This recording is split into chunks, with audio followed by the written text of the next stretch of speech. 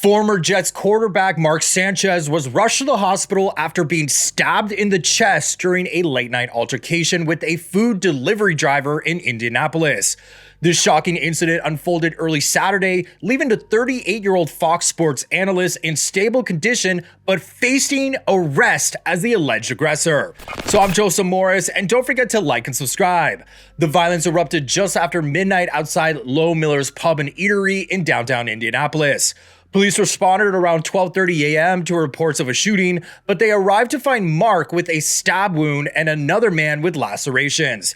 The unnamed delivery driver claimed self-defense, telling officers that Mark had become aggressive and used pepper spray during an argument over parking in an alley. But Mark wasn't cooperative with the police, and he hasn't yet shared his side of the story. Authorities arrested Mark on charges of battery with injury, unlawful entry of a motor vehicle, and public intoxication. As of Saturday evening, he hadn't been booked into the detention center, and the prosecutor's office will decide on formal charges. It's still unclear if the delivery driver will face any.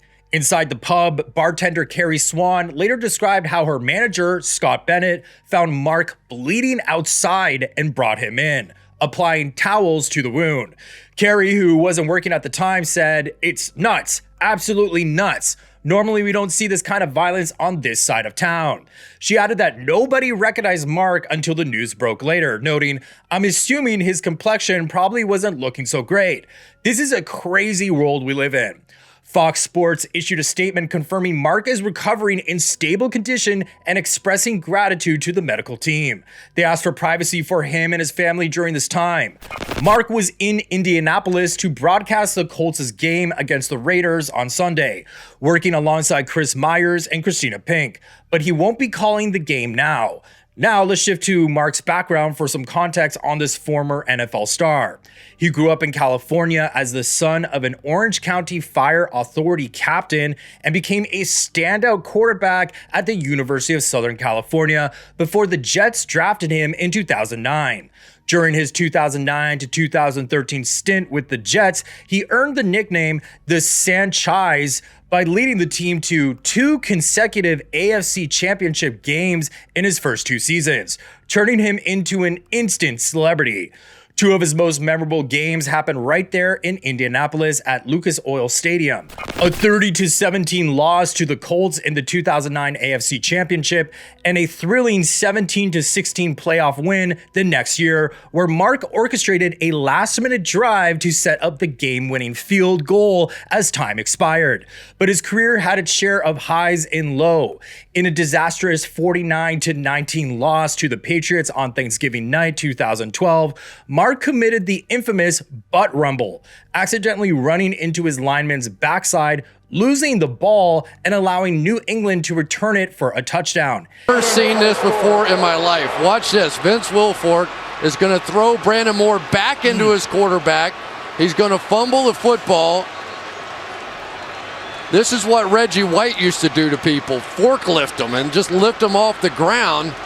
Mark Sanchez not expecting it, and it was the backside of Brandon Moore that knocked the ball out. He missed the entire 2013 season after a shoulder injury in a preseason game against the Giants, which ended his Jets tenure. Then coach Rex Ryan faced criticism for playing Mark in that meaningless fourth quarter just to chase a trophy in the annual Jets-Giants matchup. After the Jets, Mark played through 2018 for teams like the Philadelphia Eagles, Dallas Cowboys, and the former Washington Redskins before transitioning to broadcasting. Off the field, Mark's personal life drew plenty of attention. He dated high-profile figures like supermodel Kate Upton and actress Eva Longoria before marrying actress Perry Matfield in 2023. The couple welcomed twin daughters in March and have a 9-year-old son. Interestingly, back in 2010, teammates shared quirky details about Mark's taste. Offensive lineman Brandon Moore said he's into old weird music and he's into Broadway shows. Stuff you would not think he'd be into. Mark even got his teammates to join him at shows on the Great White Way. The Jets organization sent well wishes on X, stating they're sending thoughts and love to Mark and his family, hoping for a speedy recovery.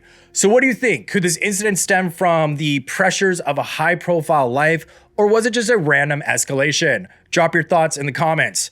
In my opinion, this whole situation highlights how quickly things can spiral in unexpected moments, especially for someone like Mark, who's navigated the spotlight for years. It's a reminder that fame doesn't shield anyone from real-world conflicts. And while the details point to a heated dispute over something as mundane as parking, the self-defense claims adds layers of uncertainty. Most of us eventually reach a point when we realize good things rarely happen outside of a bar after midnight on a Friday night, especially if we have families and careers. So if it's true that he was arrested and he was the aggressor, this guy's career as a sport broadcaster at NFL is over. I really do hope, however, that Mark recovers fully and that full story emerges fairly. It's tough seeing a guy with such an iconic NFL legacy caught in this kind of mess. If you enjoyed this video, please hit like and subscribe and leave a comment because I try to read every single one. Bye guys.